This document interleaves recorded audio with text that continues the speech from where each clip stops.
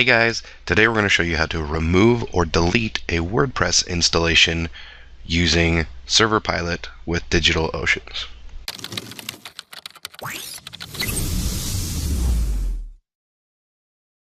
So you need to log into your serverpilot account, go to the Apps tab, and then click on the installation or the app that you want to remove. So you'll click on that, and then here in the top right corner we have the delete button.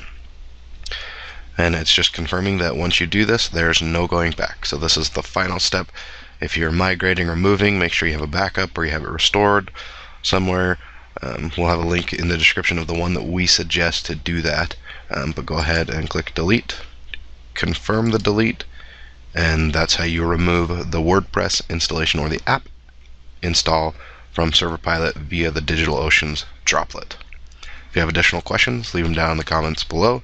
Don't forget to like this video and subscribe to our channel for more.